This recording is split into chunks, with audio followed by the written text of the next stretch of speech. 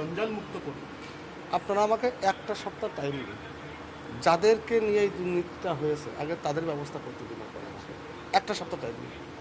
আর দ্বিতীয় কথা, পশ্চিমবঙ্গের আমজনতাকে এইটুকুন বার্তা দেবো, দেখুন প্রধানমন্ত্রী মোদিজি, আমাদের মুখ্যমন্ত্রী শুভেন্দু অধিকারী আমার উপর তাদের বিশ্বাস আছে বলে পশ্চিমবঙ্গের সবচেয়ে দুর্নীতি যে হয়েছে যে দপ্তর, সেই দপ্তরটা আমাকে দিয়েছে। আর পশ্চিমবঙ্গের আমজনতাকে একটাই, দেখুন আমি মাটির মানুষ, মাটিতে উঠে এসেছি, জীবনে কোনোদিন আমার গায়ে কাদা লাগাতে দিইনি পলিটিক্যালি লাইফে।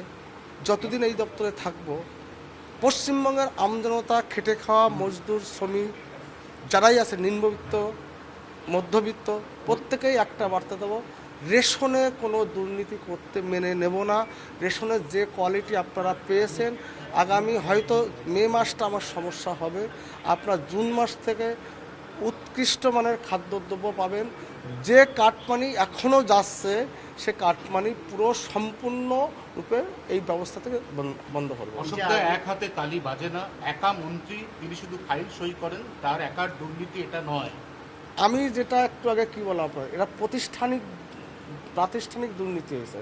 একটা সপ্তাহ আপনারা আমাকে টাইম দিন, আপনারা একটা সপ্তাহ পরে দেখবেন এই যে দপ্তর আছে এর অনেক কিছু পরিবর্তন আছে, আপনারা দেখে নেবেন। আপনি বলছেন এনাফি সেনা, মানে কি জন্য এই ডায়লগ সেনাটা কি বলছেন? দেখুন যেভাবে দুর্নীতি হয়েছে, যেভাবে পশ্চিমবঙ্গের মানুষকে তাদের ন্যায্য অধিকার হরণ করা হয়েছে, এটা যথেষ্ট হয়েছে। আমি এটা করতে দেবো না, এটা আপনারা ভরসা রাখুন আমার প্রতি। আমি পশ্চিমবঙ্গের আমজনতাকে বলে দিচ্ছি, আপনারা ভরসা রাখুন।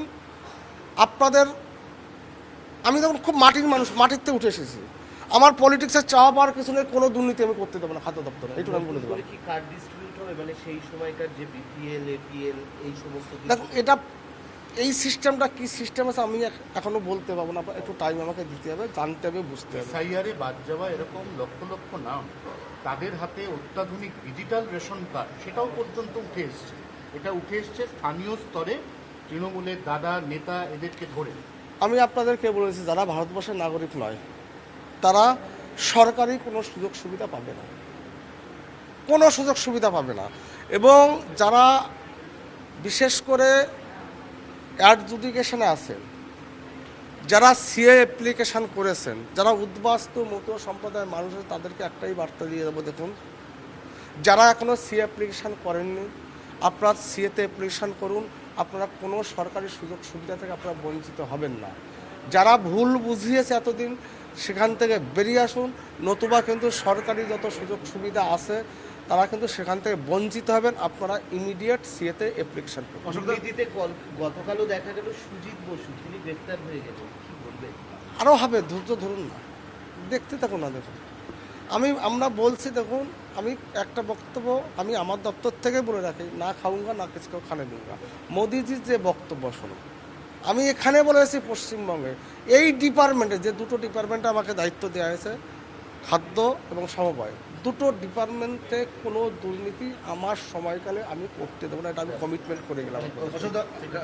গতকাল আপনি দায়িত্ব পেয়েছেন, তারপর আজকে দপ্তরে আসছেন, চালকল মালিক যাদের একটা ইতিপূর্বে যে দুর্নীতির তথ্য সামনে এসেছিল, সেখানে তাদের একটা ওতপ্রোতভাবে যোগাযোগ আমরা দেখেছি, তারা বিভিন্নভাবে সরকারি টাকা নয়ছয় করেছে, সরকারকে নানাভাবে ফাঁকি দিচ্ছে, তাদের নিয়ে কি ভাবনা চিন্তা?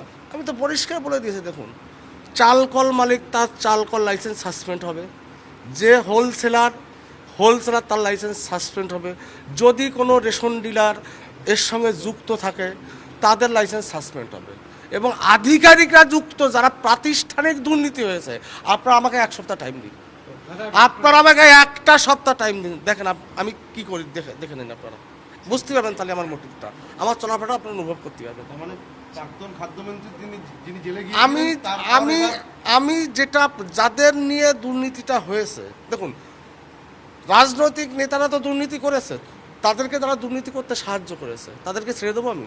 আপনার কি মনে হয় অতটা ভালো মানুষ অসুকৃত না? আমি আপনাদেরকে বলে দিলাম, আপনারা সুস্থ তখন দেখতে পাবেন, দেখতে আগে যান, আগে দেখতে পাবেন কি হচ্ছে।